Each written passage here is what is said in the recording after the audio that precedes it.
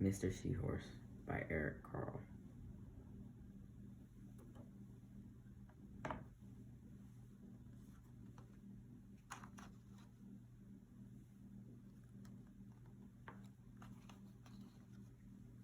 Mr. and Mrs. Seahorse drifted gently through the sea.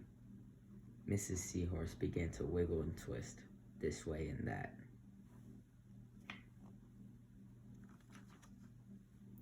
"It's time for me to lay my eggs," she said. "Can I help?" asked Mr. Seahorse. "Oh yes, thank you," said Mrs. Seahorse, and she laid her eggs into a pouch on Mr. Seahorse's belly. "I'll take good care of our eggs," said Mr. Seahorse. "I promise." As Mr. Seahorse drifted gently through the sea, he passed right by a group of trumpet fish hidden in a patch of reeds.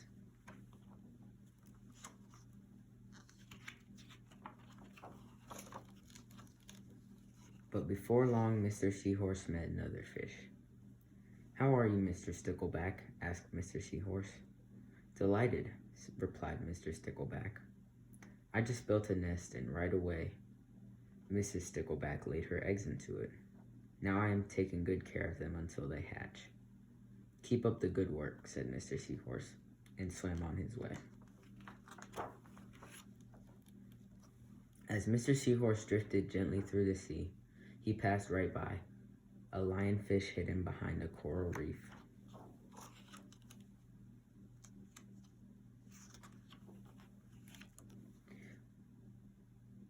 But before long, Mr. Seahorse met another fish.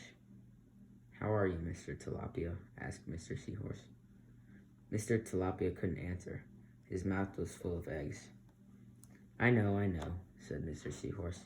"Mrs. Tilapia laid her eggs. Now you are taking good care of them until they hatch." Mr. Tilapia nodded his head. "You must be very happy," said Mr. Seahorse, and swam on his way. As Mr. Seahorse drifted gently through the sea, he passed right by a pair of leaf fish hidden among the seaweed.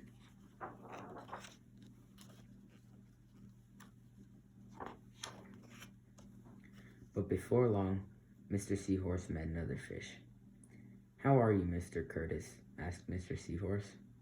"Perfectly fine," replied Mr. Curtis. "Mrs. Curtis laid her eggs, and I have stuck them on my head. Now I am taking good care of them until they hatch." "You are doing a good job," said Mr. Seahorse, and swam on his way.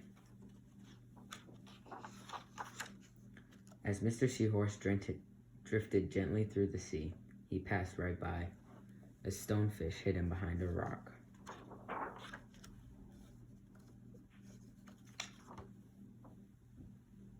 But before long, Mr. Seahorse met another fish.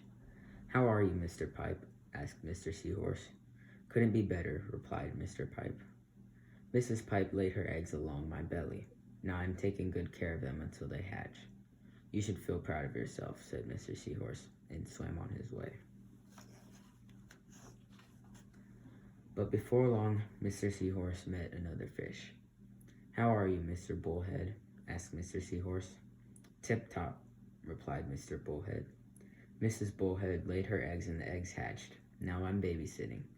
"You are doing a fine job," said Mr. Seahorse, and swam on his way.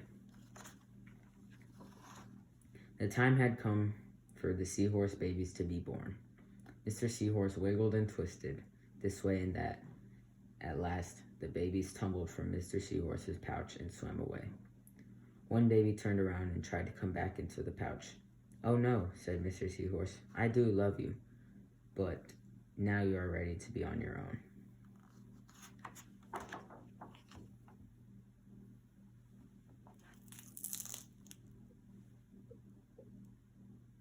Dear friends, in most fish families, after the mother has laid the eggs and the father has fertilized them, the eggs are left on their own. But there are exceptions, such as the seahorse, stickleback, tilapia, Curtis nursery fish, pipefish, bullhead catfish, and some others. Not only are the eggs cared for by a parent, but, surprise, that parent is the father. This may sound strange, but it is the truth, and this is my story about them. I hope you enjoy my story.